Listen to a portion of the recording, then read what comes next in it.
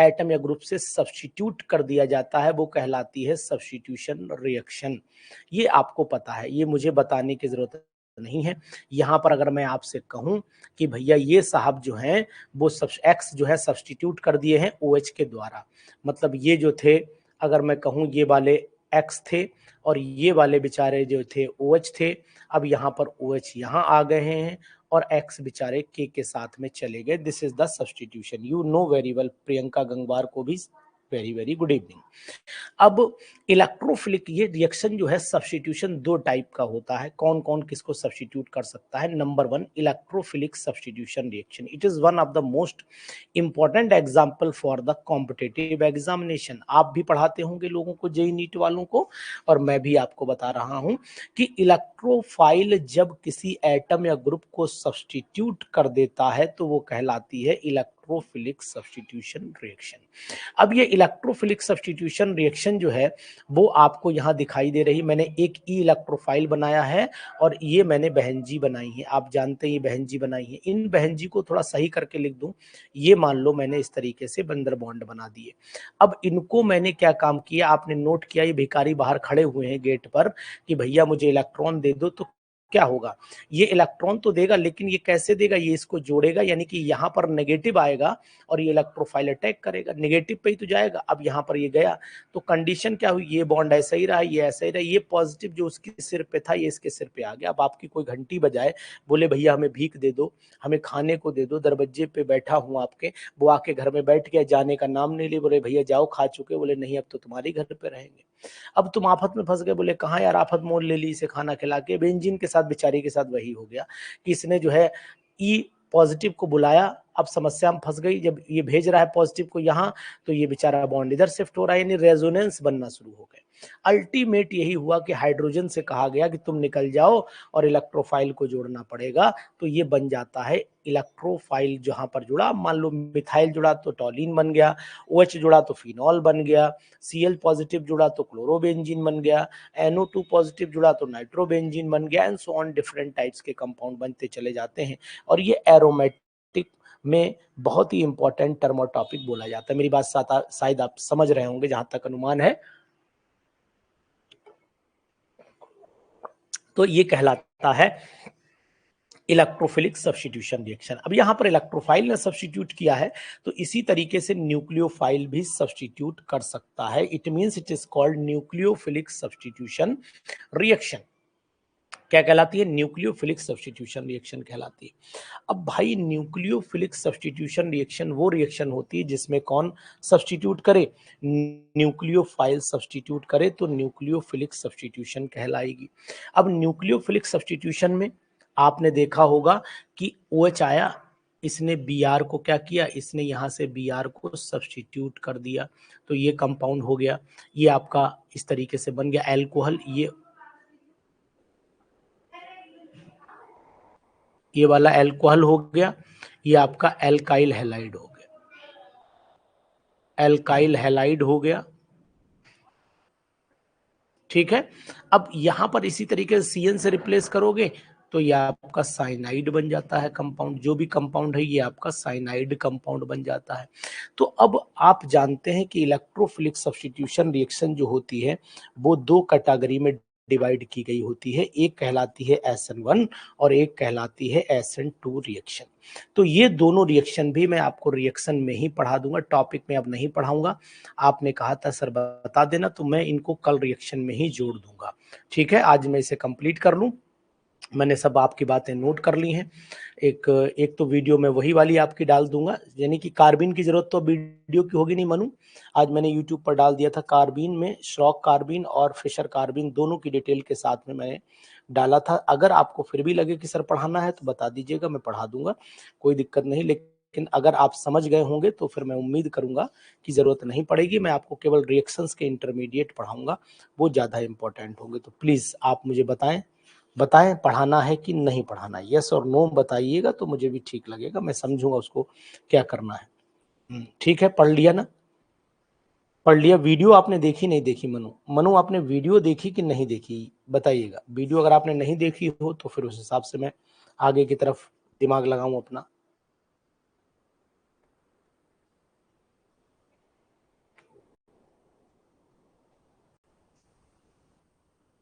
हाँ, इसी में नोट लगा दूंगा, कोई दिक्कत नहीं है। ठीक,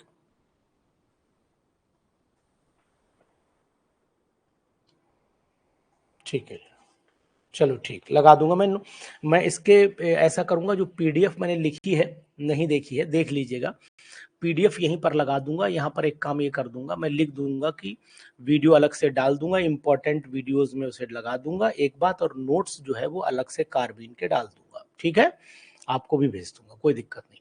तो एसन 1 एसन 2 भी वहीं पर अभी मैं पढ़ा दूंगा। हम्म,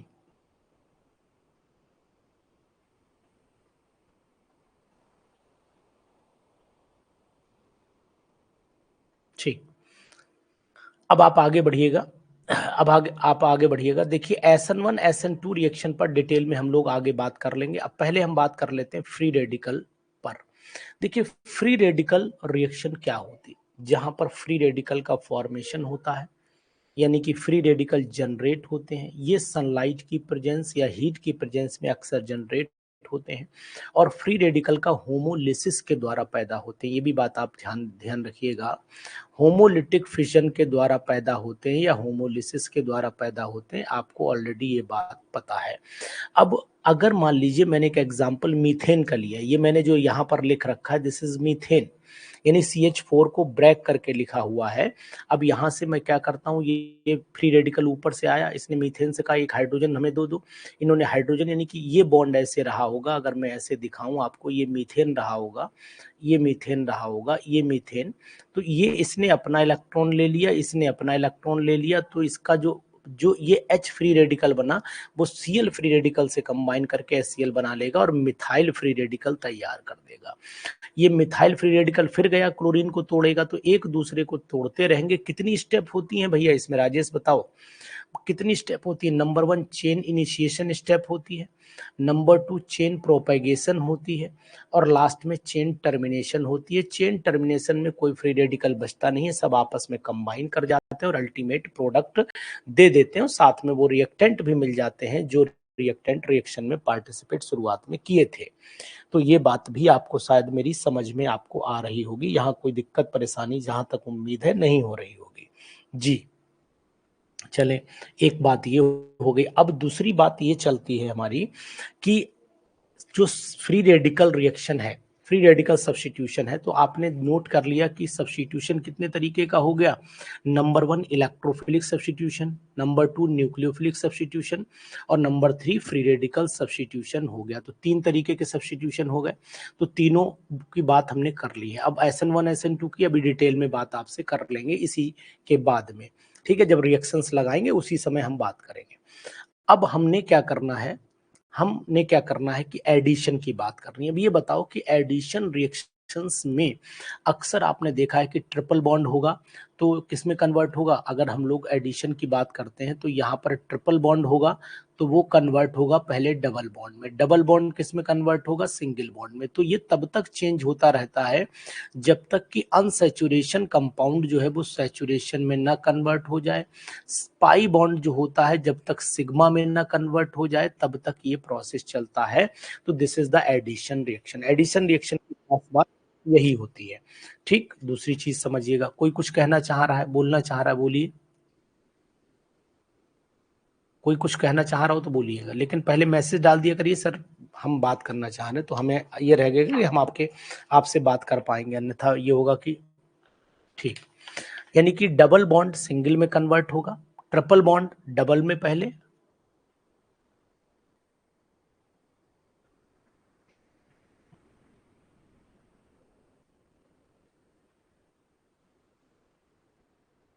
ठीक ठीक, मनु आपने लिखा है कि सर एक कैप्टोडेटिव इफेक्ट भी होता है, बिल्कुल उसके अकॉर्डिंग भी फ्री रेडिकल की स्टेबल अभी आपको बताते हैं, रुक जाइए थोड़ा सा।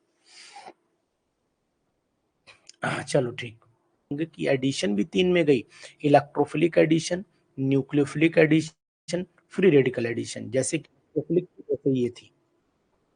अब जरा मनु से मैं बात कर लूं जी, क्या कहना चाह रहे हैं मनु जी, बोलिए। हाँ मनु भाई, क्या कहना चाह रहे हो, बोलो। Hello, hello. नमस्ते।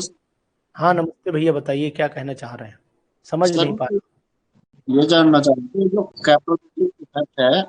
हाँ हाँ। इसके अकॉर्डिंग ये देखिए सर, जो इलेक्ट्रॉन डोनेटिंग ग्रुप हो और इलेक्ट्रॉन विड्रॉइंग ग्रुप, अगर हम्म। दोनों में से कोई सा भी लगे तो फिर हो जाती है। अच्छा अच्छा ठीक, अभी मैं बताता हूँ, ठीक तो ऐसे केस ठीक ठीक, अभी बताता हूँ। तो अब यहाँ पर मैंने क्या काम किया है कि फ्री रेडिकल एडिशन अगर मैंने करना है तो फ्री रेडिकल एडिशन में क्या होगा कि यहाँ पर फ्री इलेक्ट्रॉन ले लिया मैंने, और यहाँ पर मैंने फ्री इलेक्ट्रॉन, ये दोनों इलेक्ट्रॉन मतलब होमोलिसिस हुआ और ये हमारा एक फ्री रेडिकल जनरेट हुआ, फिर फ्री रेडिकल को आपस में कंबाइन करा दीजिए, that's all, it means it is free radical addition reaction. तो ये बहुत सिंपल बातें हैं, इन पर जो क्वेश्चन बनेंगे वो बहुत नॉर्मल, यहाँ क्वेश्चन आपको फंसा नहीं पाएगा कि ये कौन सा सब्स्टिट्यूट इलेक्ट्रोफिलिक है न्यूक्लियोफिलिक है, आप आसानी से बता देंगे। जो एंटी मार्कोनिकॉफ रूल होता है, खैरस इफेक्ट होता है, ये फ्री रेडिकल मैकेनिज्म के थ्रू ही चलता है, इस बात का ध्यान देना, ठीक है। इसके बाद आ जाती बात मैं बीटा एलिमिनेशन रिएक्शन की। बीटा एलिमिनेशन रिएक्शन क्या होती है समझिएगा, जहां अब आप पहले तो कार्बन को जानना कोशिश करिए कि जो फंक्शनल ग्रुप से जुड़ा हुआ कार्बन होता है that is called alpha carbon, and remaining rest of the carbon beta gamma delta and so on बनते चले जाते हैं।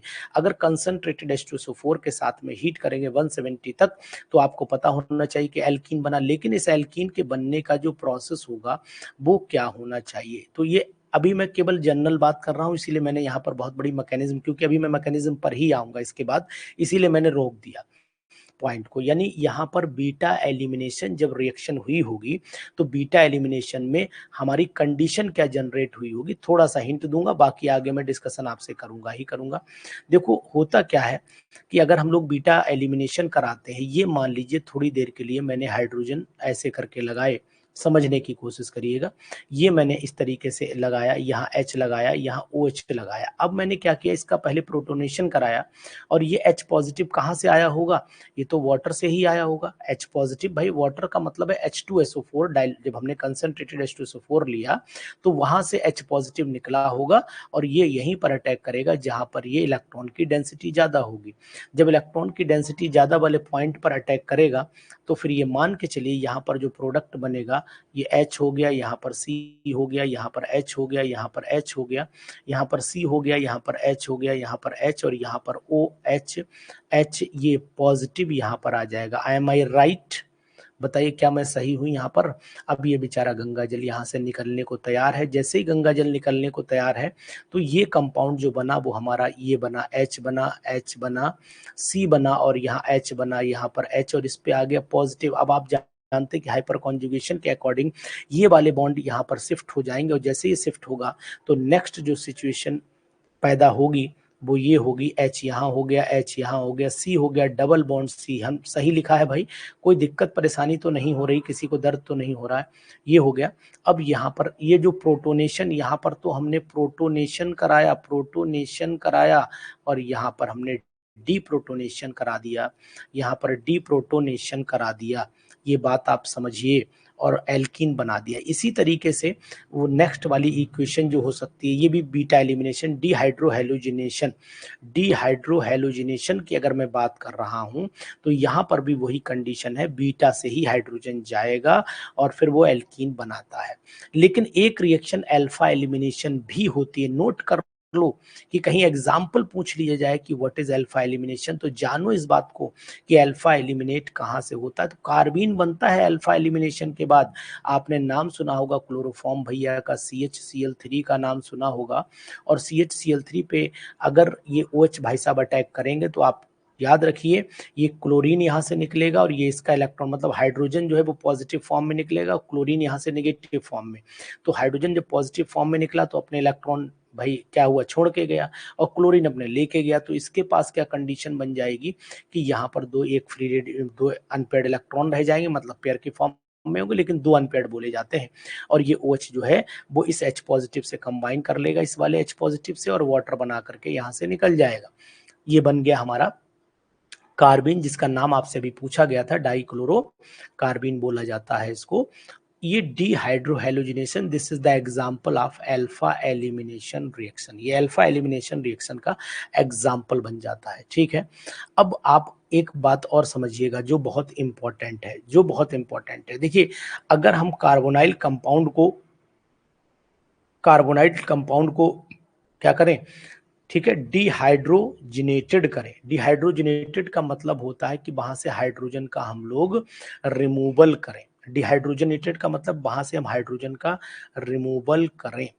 तो उस कंडीशन में क्या कंडीशन पैदा होगी, ठीक है। चलिए देखिएगा, अब आपने डिहाइड्रोजन ऑफ अल्कोहल सिंपल से जानते हैं कि यही वाला कार्बन तो अल्फा है, यही वाला कार्बन तो अल्फा है, तो ये भी अल्फा जो है वो एलिमिनेशन के एग्जाम्पल में ही आता है। इसलिए ध्यान देना, number 1 dehydro halogenation of the chloroform, dehydrogenation of alcohol, ये सभी एग्जाम्पल जो हैं वो अल्फा एलिमिनेशन में ही आते हैं। इसको आप अपने दिमाग में फीड करके रखिएगा, ठीक है। यहाँ से हाइड्रोजन निकाल रहे हैं तो वही CH3CHO बनेगा। ये सबकी मैकेनिज्म हम लोग डिस्कशन अभी करेंगे। अभी एक केवल आप रिएक्शंस पर थोड़ा सा फोकस कर लीजिए, फिर हम इनकी मैकेनिज्म डिस्कशन करेंगे। पूरा टॉपिक कर दें GOC, फिर सब रिएक्शन, डोंट वरी। मैं बार बार इसलिए बोल रहा हूँ कि आप ऐसा ना सोचें कि अनुसर ना, कहीं ऐसा ना हो कि अभी ना बताएं बाद में भी ना बताएं, इसलिए बोल रहा हूँ, मुझे भी याद रहे। रीअरेंजमेंट का मतलब होता है कि shifting of atom from one group to the another group, या one substituent to the another substituent. एक सब्स्टिट्यूएंट से दूसरे सब्स्टिट्यूएंट की तरफ जो शिफ्टिंग होती है, रीअरेंजमेंट होता है, this is called rearrangement reaction. इसमें चाहे हम हाइड्रोजन का शिफ्टिंग करें H पॉजिटिव, या हाइड्राइड की शिफ्टिंग करें, या मिथाइल ग्रुप की शिफ्टिंग करें, इन्हीं शिफ्टिंग के द्वारा ही रीअरेंजमेंट किया जाता है। तो अब मान लो ये अल्कोहल साहब है, यहाँ पर आप जानते हो कि ये अगर H पॉजिटिव जुड़ेगा तो यहीं पर अटैक करेगा, ये बेचारा यहाँ अटैक करेगा तो ये हिस्सा वाटर बन के निकलेगा, तो यही कार्बोकैटायन बन जाता है। रीअरेंज में भी देखिए कार्बोकैटायन बना। अब कार्बोकैटायन बना तो इसके अकॉर्डिंग अगर हम लोग देखेंगे तो इसके पड़ोस वाला जो हाइड्रोजन है वो आकर के इस वाले CH3 पॉजिटिव CH2 पॉजिटिव पर अटैक करेगा, यानी यहाँ पर इलेक्ट्रॉन ये लेके आएगा। जब लेके आएगा तो हाइड्राइड का शिफ्ट हुआ ना, ये जो शिफ्ट है this is called hydride shift. और हाइड्राइड का मतलब होता है भाई साहब H नेगेटिव। H नेगेटिव, और H नेगेटिव कब बनता है, जब वो अपने इलेक्ट्रॉन अर्चिता लेके आता है, उससे पहले नहीं, अपने इलेक्ट्रॉन ले करके आता है, इसीलिए वो हाइड्राइड शिफ्ट कहलाता है। तो हाइड्राइड शिफ्ट बना तो ये कंपाउंड हो गया, जब यहाँ से चला गया इलेक्ट्रॉन तो इस पे पॉजिटिव आ जा रहा है, ये 2 डिग्री बन गया। अब 2 डिग्री का जो कंपाउंड बना है, ये कंपाउंड जब KOH के साथ में अटैक कराओगे तो फिर इसका मतलब हुआ कि अपने आप को स्टेबलाइज करेगा, एक H यहाँ से निकाल के वाटर निकाल ले जाएगा, और वाटर निकालने के बाद ये एल्कीन में कन्वर्ट कर देता है। तो ये रीअरेंजमेंट रिएक्शन कहलाती है, ये रीअरेंजमेंट के द्वारा हुई है, इसलिए इस पर भी थोड़ा सा फोकस करिए। पॉलीमराइजेशन आपको पता ही है कि पॉलीमराइजेशन रिएक्शन वो रिएक्शन होती है जिसमें monomers are converted into the polymers by under the high pressure and high temperature. इस पे हमें बहुत बड़ी बात आपसे नहीं करनी है, और ये आपको एग्जाम्पल पॉलीमराइजेशन चैप्टर में भी बताए जाएंगे, अभी पढ़ाऊंगा पॉलीमराइजेशन चैप्टर। अब आ जाइए पेरीसाइक्लिक रिएक्शंस। क्या होती हैं पेरीसाइक्लिक रिएक्शंस? पेरीसाइक्लिक रिएक्शंस वो रिएक्शन होती हैं जिसमें साइक्लिक कंपाउंड का, यानी कि जो open chain compound is converted into cyclic compound by passing through the transition state. यानी कि जो ओपन चेन कंपाउंड है वो सभी पेरीसाइक्लिक कंपाउंड में कन्वर्ट होंगे, और कन्वर्ट होने का मतलब ये है कि वो एक ट्रांजिशन स्टेट के थ्रू पास होंगे, वो ट्रांजिशन स्टेट के थ्रू पास होंगे, इस बात का भी आपको ख्याल रखना चाहिए। अब इसमें चाहे साइक्लोब्यूटेन बनाओ, चाहे साइक्लोब्यूटीन बनाओ, एंड सो ऑन, कोई भी कंपाउंड आप बनाइए बन जाएगा, कोई दिक्कत नहीं। सिर्फ साइक्लाइजेशन का एक प्रोसेस आपको अपनाना पड़ेगा, और वो आप देख ही रहे कि ये बॉन्ड जब हम इधर शिफ्ट करेंगे तो ये बॉन्ड इधर शिफ्ट हो जाएगा, एंड सो ऑन। इस तरीके से शिफ्टिंग पॉसिबल है, और इसी शिफ्टिंग के द्वारा कंपाउंड आप बनते देख रहे हैं। और ये वाली जो स्टेट बन रही है ये कंटिन्यूअसली हम इसको ट्रांजिशन स्टेट बोलते हैं, ये आप भी जान रहे हैं। बात इतनी समझ में आ रही है? यहाँ तक कोई आपके मन में क्वेश्चन आ रहा हो? देखिए, अगर कोई मन में क्वेश्चन आता भी हो तो आप उसको तुरंत हमारे सामने रख देंगे, तो हम उस पर विचार करेंगे कि भाई इसका आंसर क्या होगा। नहीं आएगा देख के बताएंगे, मतलब आपको सेटिस्फाइड करने की पूरी कोशिश करेंगे। जरा आइसोमेराइजेशन बता दें, फिर मनु की बात का भी जवाब दे देते हैं कि उनको क्या हमें मतलब उस पे जो उन्होंने पूछा है क्वेश्चन क्या था मैं भूल गया। उन्होंने बोला था, अभी देखो उन्होंने लिखा भी है कि सर एक है ना सर एक कैप्टोडेटिव इफेक्ट होता है, बिल्कुल होता है। उसके अकॉर्डिंग फ्री रेडिकल की स्टेबिलिटी ई डोनेटिंग और विड्रॉइंग है ना, इलेक्ट्रॉन डोनेटिंग विड्रॉइंग ग्रुप दोनों स्टेबिलिटी को बताते हैं। ऐसे भी समझा दे, ठीक है समझाता हूं, अभी आपको पहुंचा करके वहां पर समझाता हूं। देखो आइसोमेराइजेशन हो जाए, ये वाला टॉपिक पूरा कंप्लीट कर लेता हूं, फिर आपकी बात को यहां मैं बता रहा हूं। अब यहां पर मैंने आइसोमेराइजेशन की बात की, तो आइसोमेराइजेशन का मतलब पहले तो मैं आपको आइसोमर्स का मीनिंग बता देता हूं कि what is the meaning of isomers. Compounds having the same molecular formula but differ in their physical and chemical properties are called isomers। क्या कहलाते हैं? आइसोमर्स कहलाते हैं। और ये फिनोमिना आइसोमेराइजेशन कहलाता है, मतलब एक कंपाउंड दूसरे कंपाउंड में कन्वर्ट हो जाए, ठीक है, वो कहलाता है आपका आइसोमेराइजेशन। तो अब यहाँ पर लेकिन टोटल नंबर ऑफ कार्बन नहीं बदलना चाहिए, टोटल नंबर ऑफ कार्बन नहीं बदलना चाहिए। तो जब टोटल नहीं बदलेंगे तो गिन के देख लीजिए एक बार, 1 2 3 4, यहाँ गिनिए देखिए 1 2 3, टोटल 4 आएंगे। इनका चेन का अरेंजमेंट बदल सकता है, पोजीशन बदल सकती है, वो सब चीजें पॉसिबल है। अदरवाइज क्या होगा कि बस केवल मॉलिक्यूल का शेप स्ट्रक्चर ये सब बदलेगा। नॉर्मल एल्केन की जो चेन है वो ब्रांच में बदल जाएगी। दिस इज कॉल्ड आइसोमेराइजेशन, इसी को हम लोग आइसोमेराइजेशन बोलते हैं। बात आ गई आपको समझ में। और एक होता है एरोमेटाइजेशन। एरोमेटाइजेशन का मतलब होता है, एरोमेटाइजेशन का अगर मीनिंग आप निकालना चाहते हैं तो एरोमेटाइजेशन का मीनिंग आएगा निकल के कि जब एक असाइक्लिक कंपाउंड पहले किस में कन्वर्ट होगा, साइक्लिक में, and ultimately it will change into the cyclic aromatic compound. This is called aromatisation. इसको हम लोग एरोमेटाइजेशन के नाम से जानते हैं। क्या जानते हैं? एरोमेटाइजेशन मतलब conversion of the aliphatic compound into aromatic. Simple, यहाँ पर अगर आप सिंपल लैंग्वेज लिखना चाहें तो एक एलिफेटिक कंपाउंड को हम लोग कन्वर्ट कर देंगे इसमें एरोमेटिक कंपाउंड में।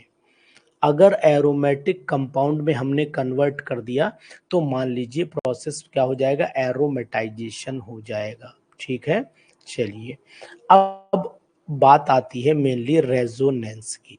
रेजोनेंस पर भी चल लेते हैं थोड़ा सा, इनके क्वेश्चंस कराएंगे तो मजा आपको जरूर आएगा, लेकिन जो लोग टॉपिक को रिवाइज नहीं करेंगे फिर वो लोगों को दिक्कत आएगी, ये भी निश्चित है। टॉपिक को जो रिवाइज नहीं करेंगे वो दिक्कत आएगी, इसलिए इसे यहाँ पर रिवीजन भी बहुत जरूरी हो जाता है। रिवीजन बहुत जरूरी हो जाता है, रिवीजन जरूर रखिएगा। तो रेजोनेंस आपको पता है क्या फिनोमिना होता है?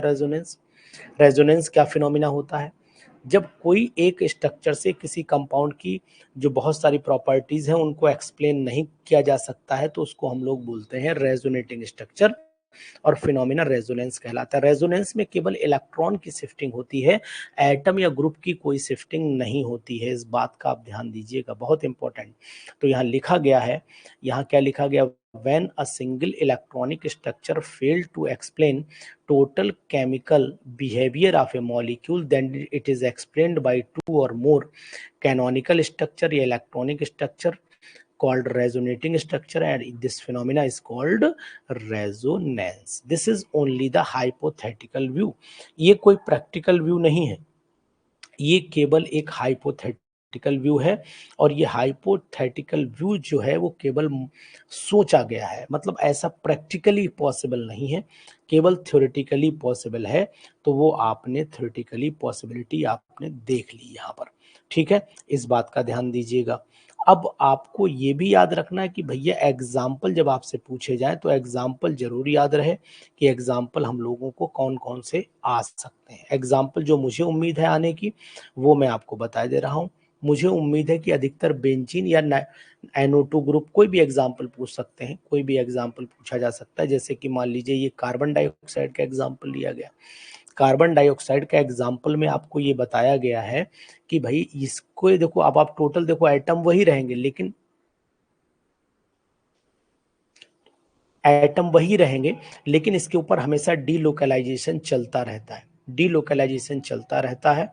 और इसमें खास बात यह है कि जब तक मॉलिक्यूल रहेगा तब तक ये रहेगा, जब तक मॉलिक्यूल रहेगा तब तक ये रहेगा। इसलिए इस फैक्ट को हम टेम्परेरी इफेक्ट नहीं बोल सकते हैं, हम इसे टेम्परेरी नहीं, रेजोनेंस तो अगर मॉलिक्यूल है तो उसके अंदर इंटरचेंज ऑफ इलेक्ट्रॉन ऑटोमेटिकली चलता रहेगा। जब ये चलता रहेगा तो फिर ये टेम्परेरी कैसे हो सकता है, संभावना टेम्परेरी की नहीं है, ये बात भी आप ध्यान दीजिएगा। लेकिन इलेक्ट्रॉनों को जो डिस्ट्रीब्यूशन है वो इक्वल जाना चाहिए, वो डिस्टर्ब नहीं होना चाहिए, ये बात ध्यान देना। अब जैसे ये कार्बोक्सिलेट आयन के रेजोनेटिंग बनाए, तो यहाँ लिख देता हूँ resonating structure of carboxylate ion, resonating structure of carboxylate ion, carboxylate ion हो जाता है। ये रेजोनेंस बेंजीन के बन जाते हैं, रेजोनेंस यानी कि रेजोनेंस स्ट्रक्चर ऑफ बेंजीन बन गए। तो इस तरीके के एग्जाम्पल आपको थोड़े से याद रखने पड़ेंगे, तब आपका काम चल पाएगा। ठीक है, अब आ जाती है रेजोनेंस एनर्जी की बात। अब एक चीज बताएं आपको, रेजोनेंस एनर्जी एक्चुअल में है क्या। ये जो हाइब्रिड स्ट्रक्चर होता है और जो कंट्रीब्यूटिंग रेजोनेटिंग स्ट्रक्चर होते हैं, उनके बीच का जो डिफरेंस निकल के आता है, उसी को हम लोग बोलते हैं रेजोनेंस एनर्जी, या हम डीलोकलाइजेशन एनर्जी के नाम से भी इसे जानते हैं। तो difference in energy of resonance hybrid structure and contributing resonating structure, इसी को हम लोग क्या बोलते हैं, रेजोनेंस एनर्जी। जितनी ज्यादा रेजोनेंस एनर्जी होगी उतना ही मॉलिक्यूल ज्यादा स्टेबल हो जाएगा, एक बात तो आप ये जान लीजिए। दूसरी बात है कि जितने भी कंट्रीब्यूटिंग स्ट्रक्चर हैं उन सभी की एनर्जी आएगी same he, same number of, high है वो एक बात अलग है, लेकिन सबकी आएगी same he. Resonance hybrid is more stable then contributing structure, ये बात भी आप ध्यान रखना, कहीं पूछा जाए, मान लो बेंजीन के स्ट्रक्चर तीनों दे दिए जाए, ये बेंजीन के स्ट्रक्चर मैंने बना दिए, एक बेंजीन का ये बना दिया, एक बेंजीन का स्ट्रक्चर ये बना दिया, है ना, एक बेंजीन का स्ट्रक्चर ये बना दिया और एक ये बना दिया। आपसे पूछा कि बताइए कौन सा स्ट्रक्चर जो है बहुत ज्यादा स्टेबल है, इसे ए ऑप्शन दे दिया, इसे ऑप्शन बी दे दिया, इसे ऑप्शन सी दे दिया, बताइए सबसे ज्यादा स्टेबल कौन सा है।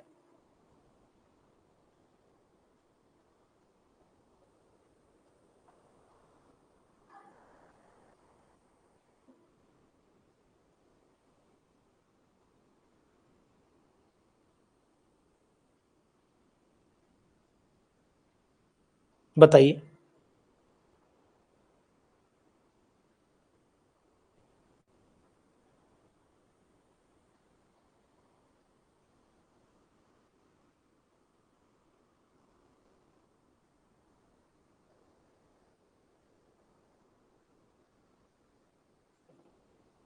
ठीक, वेरी गुड, शाबाश, सी ऑप्शन होगा ज्योति गुप्ता जी, आप सभी ने आंसर बिल्कुल एक्यूरेट बताया है, एक्यूरेट बताया है।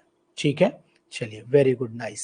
ठीक, ये बात हो जाती है। अब हम लोगों ने यहाँ पर देख ही लिया है कि रेजोनेंस वही स्ट्रक्चर बना सकते हैं कि अगर ये बॉन्ड हम इधर ट्रांसफर करेंगे तो फिर ऑटोमेटिकली ये वाला बॉन्ड जो है वो यहाँ ट्रांसफर होके आएगा। लेकिन मैंने दो स्टेप उठाई हैं।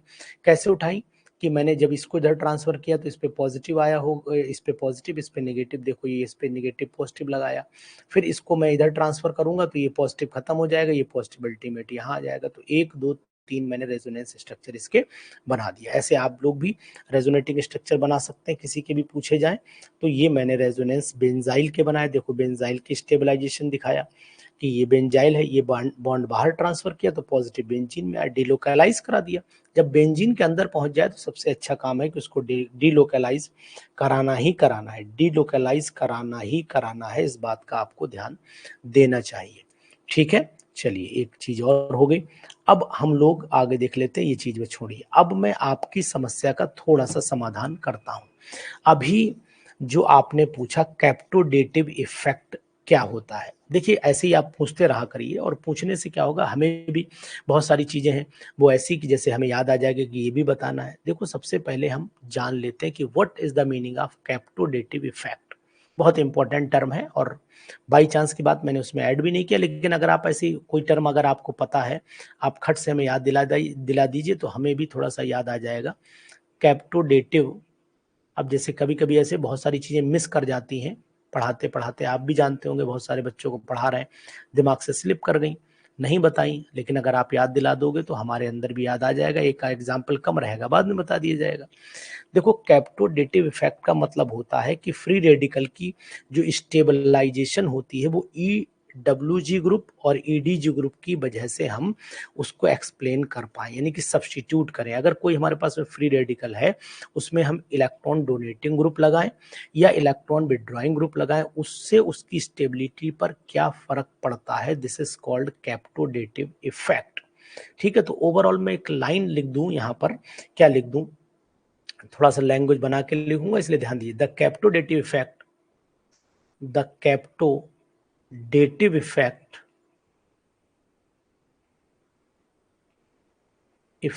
is the stabilization of radicals। अब कौन से होंगे, फ्री रेडिकल्स ही होंगे। बाई अप्लाइंग या बाई सब्स्टिट्यूटिंग कर दो, अप्लाइंग की जगह, बाई सब्स्टिट्यूटिंग थ्रू by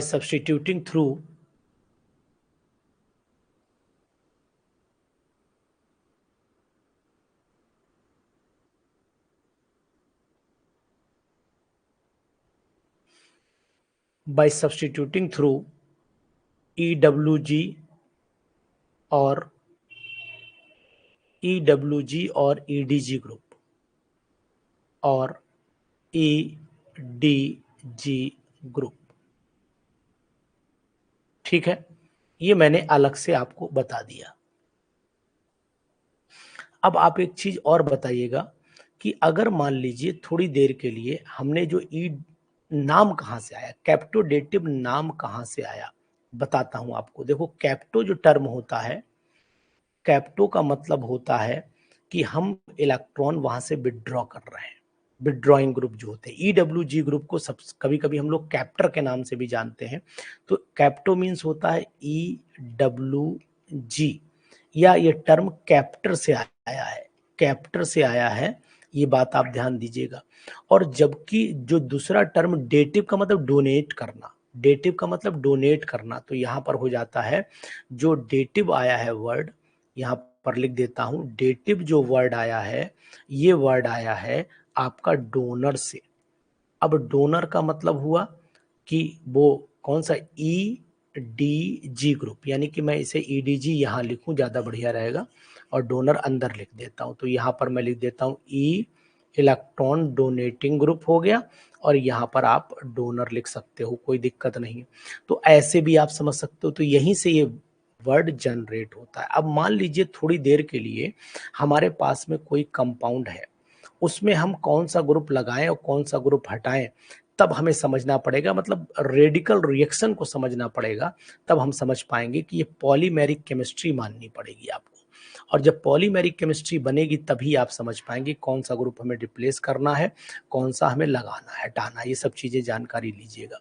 जैसे मान लो थोड़ी देर के लिए हमारे पास में कोई कंपाउंड है, अगर मैं ले लेता हूँ, ये कार्बन है, यहाँ पर मैं सपोज कर लेता हूँ मिथाइल ग्रुप लगा लेता हूँ, ये मिथाइल, थोड़ा देखिएगा एग्जाम्पल कोशिश कर रहा हूँ, यहाँ पर साइनाइड लगा लो, और दोनों में फिर यहाँ पर एक ग्रुप एमीन लगा देता हूँ, नाइट्रोजन, और NH2 भी लगा सकते हो, और मिथाइल ग्रुप भी लगा सकते हो, दोनों से लगा दो।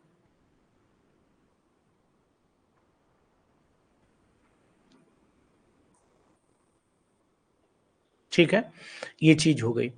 अब यहां पर एक चीज और ध्यान दे दो कि इन दोनों ग्रुप में जो आपको कंपाउंड दिखाई दे रहा है, इनमें आपको सब्स्टिट्यूट करना है।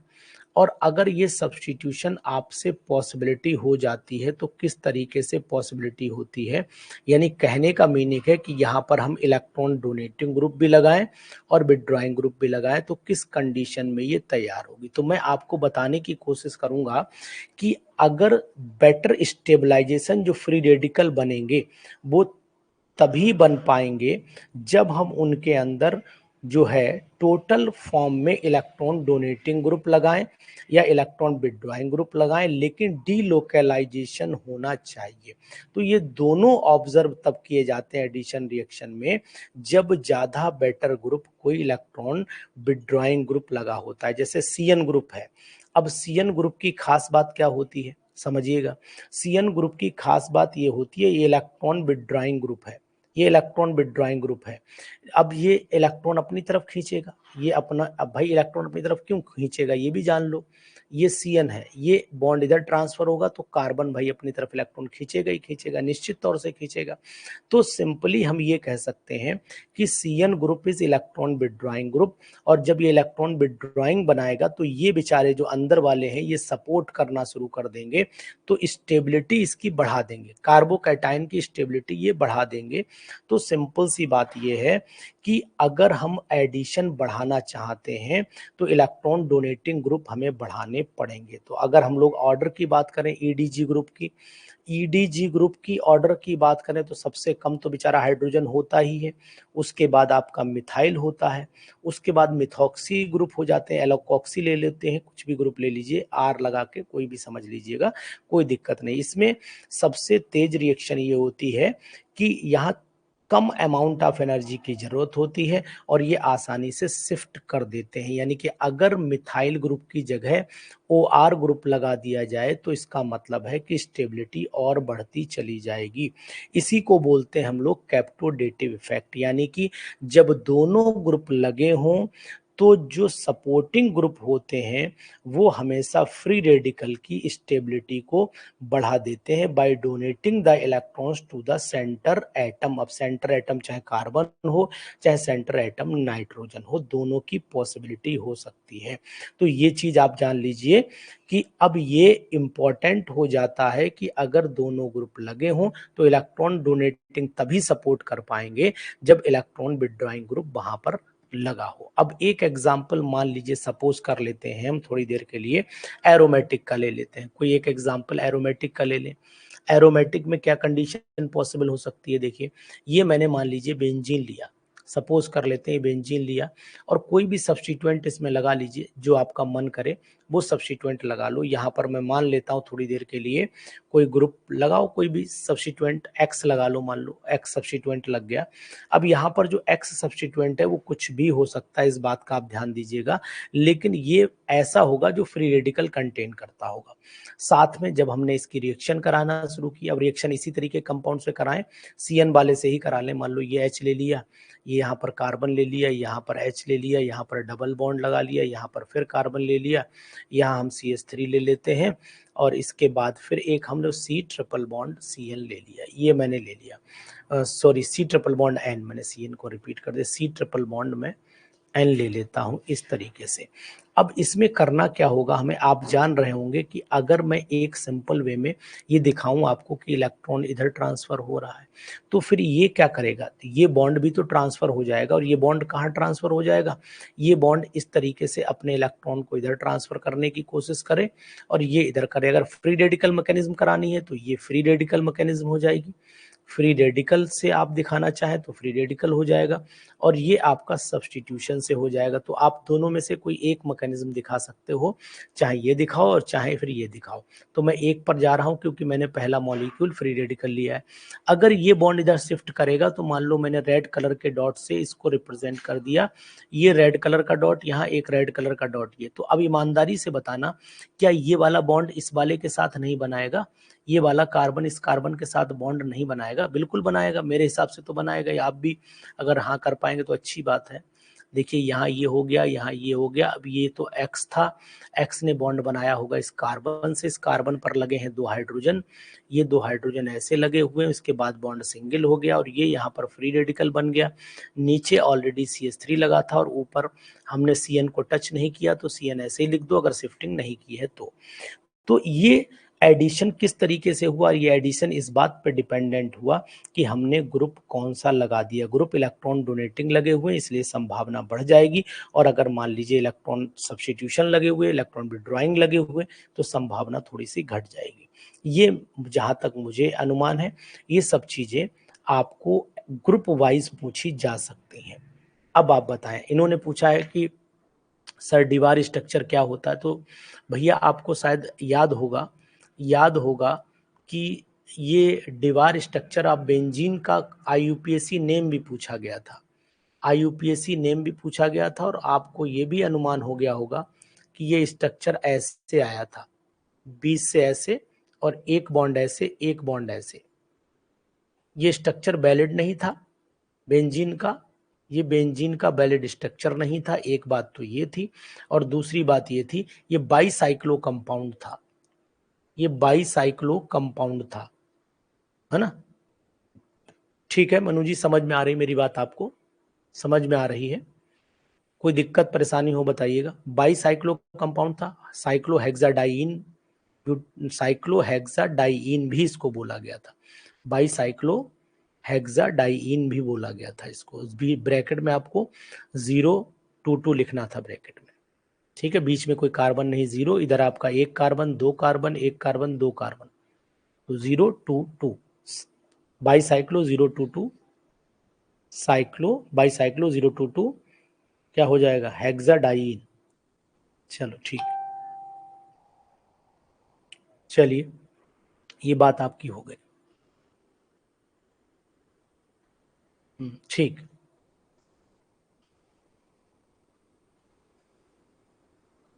अब आपको क्या करना है? अब हमने बात करना था कि पहले आपको मैं रिएक्शंस बता दूं। सबसे पहले आज मैं शुरुआत कर देता हूं। Number 1 SN1 and SN2 reaction, यहीं से शुरुआत करूंगा और आगे मैं चलता रहूंगा।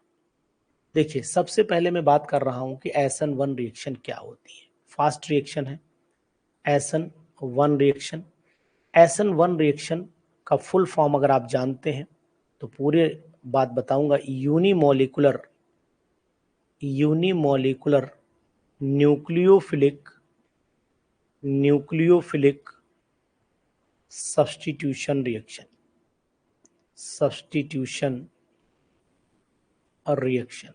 एक बात। दूसरी बात है, this reaction is mainly shown by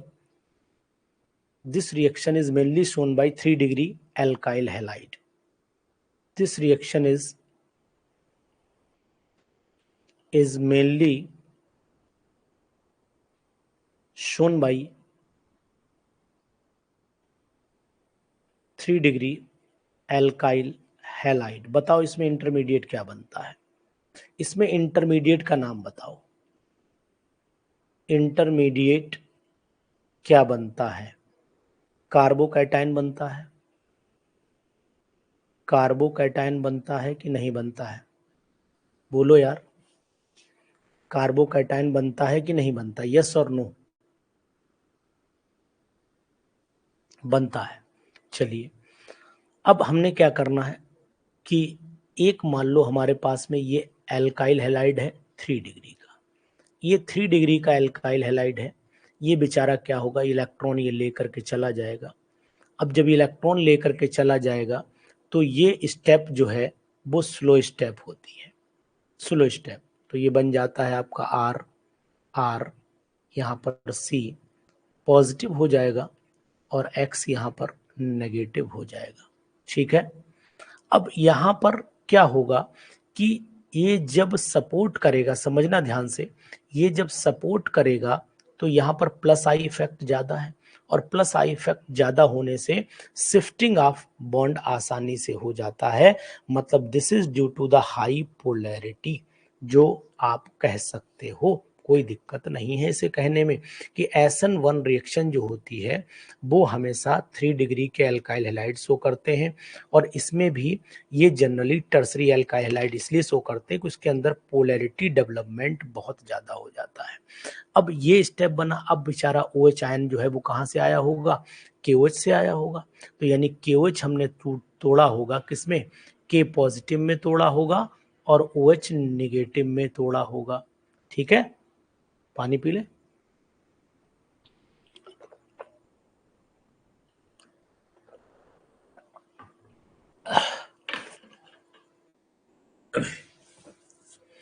K positive में जोड़ा होगा, तोड़ा होगा, और OH निगेटिव में। अब OH निगेटिव इस पर अटैक करेगा।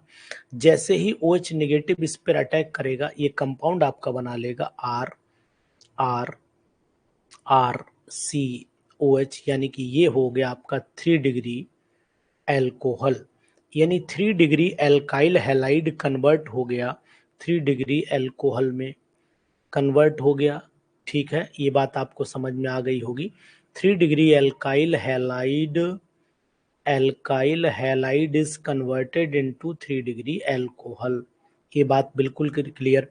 अब रेट डिटरमाइनिंग स्टेप जो है वो कौन सी है, पहली स्टेप है। तो rate is of reaction is directly proportional to 3 degree alkyl halide. अब 3 डिग्री एल्काइल हैलाइड पर ही डिपेंड कर रहा है, मतलब एक मॉलिक्यूल की कंसंट्रेशन पर डिपेंड कर रहा है, मतलब फर्स्ट ऑर्डर में चला जा रहा है। तो इसलिए एक मॉलिक्यूल पर डिपेंड करने का मतलब हुआ कि हमने लिखा इसे कि ऐसा unimolecular nucleophilic substitution reaction. Rate depends on the concentration of only one molecule, that's why it is first order unimolecular reaction. ये बात आपको ध्यान देनी पड़ेगी। तो यहाँ पर हम लिख सकते हैं कि SN1 का जो नाम है वो क्यों आया, ये आपको पता रहे। अब यहाँ एक चीज और बन जाती है कि आपसे ये पूछा जा रहा है कि ये बताओ कि भैया सबसे ज्यादा अच्छी रिएक्शन SN1 कौन शो करता है। तो आप लोग ने NCERT में अक्सर देखा होगा कि सबसे बढ़िया 3 डिग्री अल्काइल हैलाइड शो करेंगे, उसके बाद आपको पता होना चाहिए 2 डिग्री करेंगे, उसके बाद पता होना चाहिए 1 डिग्री करेंगे, और उसके बाद आपका मिथाइल शुरू करेगा। तो ये हमेशा SN1 का ऑर्डर माना जाता है। लेकिन यहाँ पर आपको रिएक्टिविटी का ऑर्डर भी पता रहे कि सबसे बढ़िया जो SN1 रिएक्शन में होगा वो RI के साथ में SN1 बहुत अच्छी होगी, RBR के साथ में उससे थोड़ी स्लो हो जाएगी, उसी के साथ RCl हो जाएगा, और देन RF हो जाएगा। ठीक, वहां पर RF हो जाएगा। एक बात ये समझ लीजिएगा। दूसरी बात ये जान लीजिएगा कि यहाँ पर RI, RBR, RCl और RF होने के साथ साथ में अगर CF बॉन्ड पूछा जाए तो ज्यादा स्टेबल, यानी RF बॉन्ड जो है वो कैसा होता है, मोर स्टेबल होता है, बहुत ज्यादा स्टेबल होता है। ये बन गया आपका मोर स्टेबल। इस बात का भी आपको ध्यान देना पड़ेगा।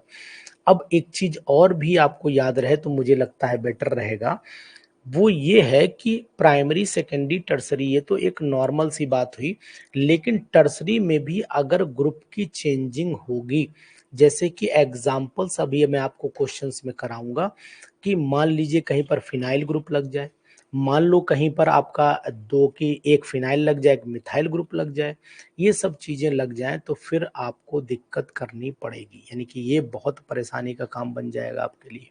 ठीक है, एक तो ये बात, वो मैं अभी एग्जाम्पल आपको बताऊंगा कि एग्जाम्पल के द्वारा कि कौन कौन से एग्जाम्पल जो है वो आपको डिस्टर्ब कर सकते हैं SN1 और SN2 रिएक्शन में। जैसे कि मान लीजिए थोड़ी देर के लिए एक एग्जाम्पल मुझे याद है, और ये एग्जाम्पल अभी NCERT का ही मुझे याद है, मैं आपको बताने की कोशिश करूंगा, बताइएगा आंसर कैसे लगाओगे आप इसे।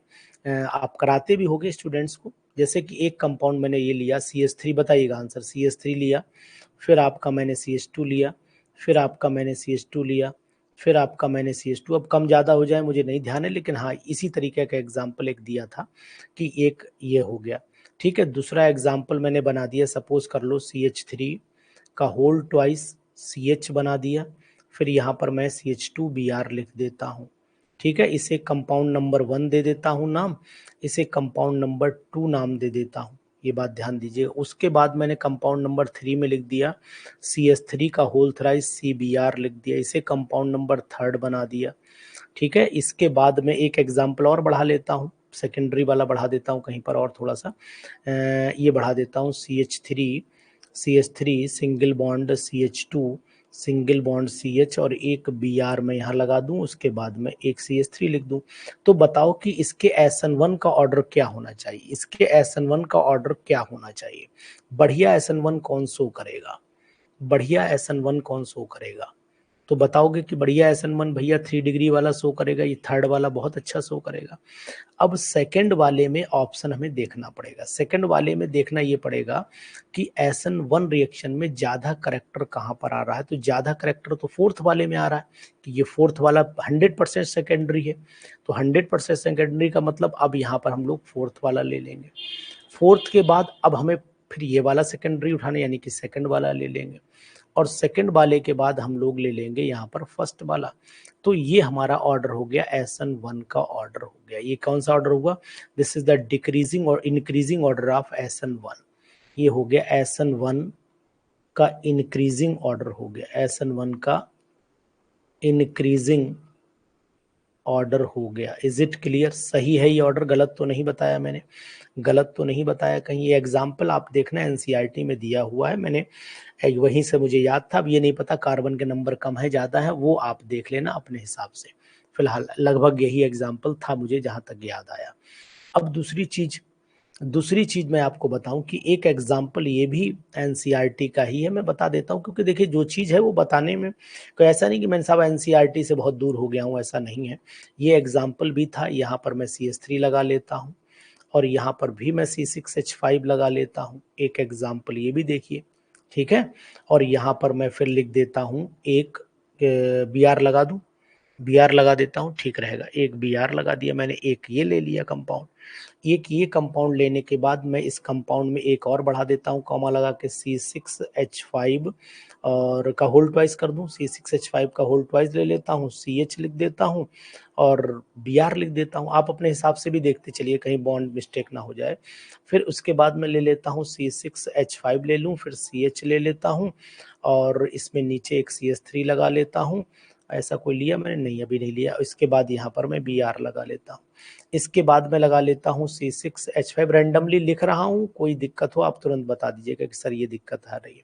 यहाँ पर मैंने Br लिख दिया। तो मैंने टोटल कंपाउंड जो है लिखे 1 2 3 4, जैसे वहाँ 4 थे, यहाँ इसे मैं फर्स्ट ले लेता हूँ, इसे मैं सेकंड ले लेता हूँ, इसे मैं थर्ड ले लेता हूँ। बताओ यार सही चल रहा है सब, नहीं खाली आप ऐसा तो नहीं सोच रहे हो कि अनुसर अपना यूं ही अपने चल रहे हैं, हम बोल रहे हैं अपने लेटे हुए देख रहे हैं वीडियो। तो जरा एक्टिव भी रहिए थोड़ा सा, हाँ हूँ करते रहिए, हमें भी लगे कि आप जिंदा हैं। तो ये मैंने कंपाउंड लिया। अब आपको बताना, बोले साहब ऑर्डर क्या होगा। अब SN1 का पहले ऑर्डर की बात कर लेते। तो SN1 का मतलब हुआ कि सबसे बढ़िया SN1 वो शो करेगा जल्दी कार्बोकैटायन बनाएगा।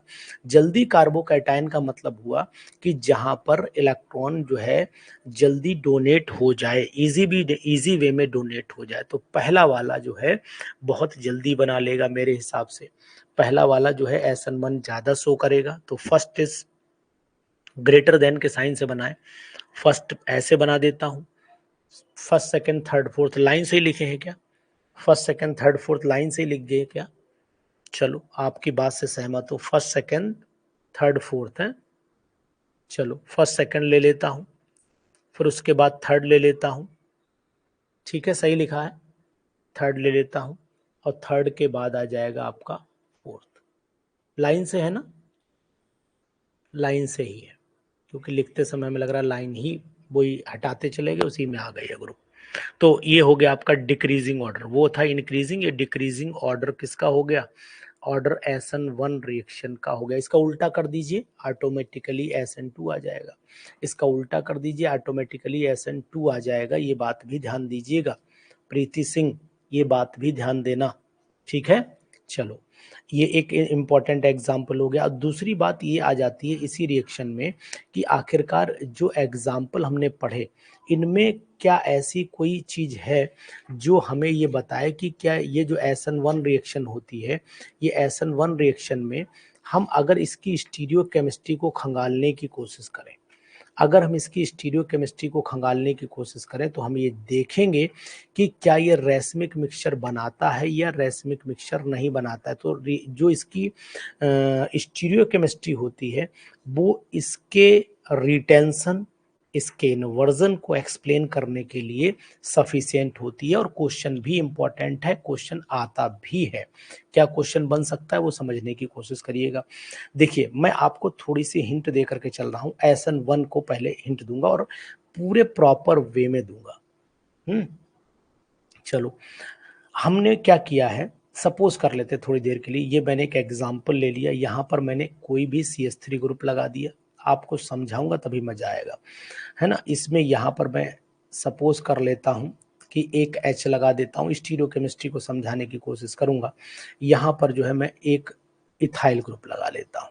ये वेज और डैश बॉन्ड इसलिए बना रहा हूं कि आपको समझाने में मुझे आसानी लगे। ये मैंने यहाँ पर CH2 CH3 ग्रुप लगा दिया, यहाँ मैंने Br लगा दिया। अब मैं क्या करता हूँ, सबसे पहले मैं स्लो स्टेप चलूंगा और स्लो स्टेप में मैं इस इलेक्ट्रॉन को यहाँ ट्रांसफर कर दूंगा। सबसे पहला काम है मैं इसके कार्बोकैटायन को जनरेट करूंगा। आप मेरी बात को समझिएगा ध्यान से, कार्बोकैटायन को जनरेट करूंगा। अब कार्बोकैटायन जब जनरेशन हुआ तो यही कंडीशन तो पैदा हो जाएगी भाई, कोई दूसरी कंडीशन तो पैदा होगी नहीं, यही कंडीशन पैदा होगी जो आप देख रहे हैं। यहाँ डायरेक्ट मैं C2H5 लिखे दे रहा हूँ, इस पे पॉजिटिव आ चुका है, बन गया पहला।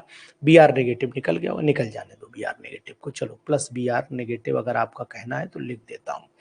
अब हमने जो बनाया कार्बोकैटायन, वो दो कंडीशन पॉसिबल है। दो कंडीशन Br को हटाओ पहले, क्योंकि मुझे आज आगे रिएक्शन लिखनी। दो कंडीशन पॉसिबल है, वो क्या कंडीशन पॉसिबल हो सकती हैं वो आप समझने की कोशिश करिएगा। अब मान लीजिए एक कंडीशन नंबर 1 कि अगर मैं OH का अटैक सामने से कराऊं, फ्रंट से कराऊं, ठीक है, यानी कि अगर OH फ्रंट से अटैक किया तो ये मैं फ्रंटल अटैक बोल सकता हूं। यहां पर लिख देता हूं फ्रंटल अटैक, समझना मनु, फ्रंटल अटैक। अगर ये मैंने फ्रंटल अटैक कराया तो यार बिल्कुल सिंपल सी बात है कि कंपाउंड बिल्कुल फ्रंट वाला ही बनेगा, यानी कि ये तो ऐसा ही रहेगा भैया, ये यहाँ पर ऐसा ही रहेगा CH3, ये यहाँ पर H, तो बिल्कुल, क्योंकि फ्रंट से अटैक किया कोई मतलब बनता नहीं। जैसा मॉलिक्यूल है वैसा ही आपको दिखाई देना चाहिए, फ्रंट पे ही आपको उसे जोड़ना चाहिए, फ्रंट पे ही जोड़ना चाहिए। तो यहाँ पर आपने खट से OH को जोड़ दिया, ये मैंने OH जोड़ दिया। Is it clear? Is it clear? तो इसका मीनिंग हुआ कि यहाँ पर आपने जो देखा वो इनेंशियोमर बना, और ये कार्बोकैटायन प्लेनर था, और दूसरा आपका ब्यूटेन 2 ऑल जो बना हुआ है वो क्या हुआ, रिटेंशन हो गया। दिस इज कॉल्ड रिटेंशन, यानी कि पहले भी टेंशन, अब भी टेंशन, रिटेंशन, मतलब N optically active compound into another optically active compound is called retention. ठीक है। अब अगर मान लीजिए अटैक, मैंने जो दूसरी कंडीशन पॉसिबल है वो क्या पॉसिबल है, OH मैंने अगर बैक साइड से अटैक कर दिया, जैसे ही बैक साइड से मैंने अटैक किया तो यहां पर मैं क्या बोल सकता हूं, रियर अटैक कर सकते हो। जब रियर अटैक करोगे तो मैंने बैक साइड से हमें अटैक दिखाना पड़ेगा, और बैक साइड से अटैक मैं कैसे दिखाऊंगा, मैं बैक साइड से अटैक इस तरीके से दिखाऊंगा इसका। और बैक साइड से जब अटैक हुआ तो फिर कंपाउंड इस तरीके से बना, 50% ये बनता है, 50% ये बनता है, और फिर 50% ये बनता है। और जब ये बनेगा तो अब आपको क्या बात समझ में आई, this is one of the important stereochemistry of the, किसकी हो गई, SN1 मैकेनिज्म। आज आपको अनुसर ने पूरा ओपन कदे इसका ऑपरेशन करके बताने की कोशिश की। This is the operation of the reaction, इसको हम लोग रिएक्शन का ऑपरेशन बोल सकते हैं। तो यहाँ पर हमने C2H5 ले लिया, this is retention and this is inversion. तो यहाँ मैं लिख देता हूं कि पहले भी टेंशन और अब भी टेंशन, तो बन गया रिटेंशन। समझ में आई बात नहीं, कि क्या हुआ, पहले भी टेंशन हुआ, अब भी टेंशन हुआ, तो रिटेंशन हो गया। और यहां पर चले आइए तो क्या हो गया, इन्वर्जन हो गया, इन्वर्ट कर गया स्ट्रक्चर, इन्वर्जन मतलब स्ट्रक्चर इन्वर्ट हो गया।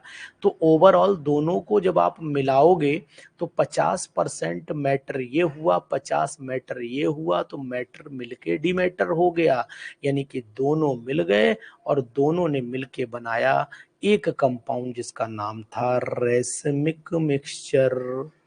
रैसमिक मिक्सचर बना। तो मनु आप क्या संतुष्ट हुए मेरी बात से? नहीं हो पाए। बाकी लोग संतुष्ट हो पाए या नहीं, या क्यों यूं ही पू पू हो गई? बताओ भाई, समझ में आई मेरी बात? नहीं आई? नहीं आई। चलो, तो इसका मतलब है कि ये दोनों बनाता है रेसमी। अब SN2 की बात हम लोग कल करेंगे, SN2 की बात कल करेंगे, और भी कुछ चीजें आपको बताएंगे। क्या आपने क्लास सेटिस्फाइड हुए?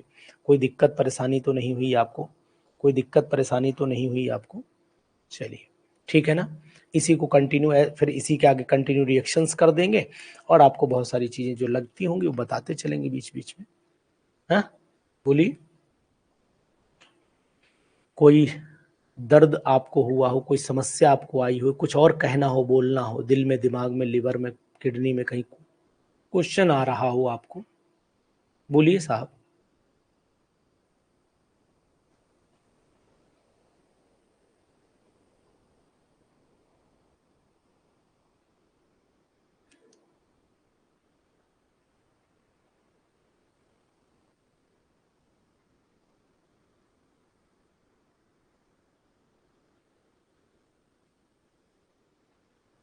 मनु, बुक में लिखा था, ठीक है, मैं 3 डिग्री के एग्जाम्पल को समझा रहा हूं। आपने बोला है, ठीक है। SN2 2 डिग्री में SN2 ज्यादा होता है, बुक में सही लिखा है, लेकिन एग्जाम्पल में मैं यहाँ पर एल्काइल ग्रुप लगा सकता था, लेकिन एल्काइल मैंने नहीं लगाया। H से समझाने की कोशिश की। आप यहाँ पर HLR लगा लीजिएगा, कोई दिक्कत नहीं। R लगा लीजिएगा, कोई दिक्कत नहीं। ठीक है जी, चलिए, okay, good night to all of you. आर लग के भी आप समझा सकते हो एक दूसरे को, कोई परेशानी नहीं है। ठीक है, चलिए, ओके, गुड नाइट।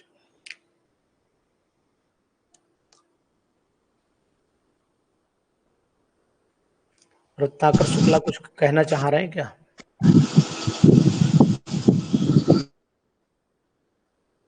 हेलो।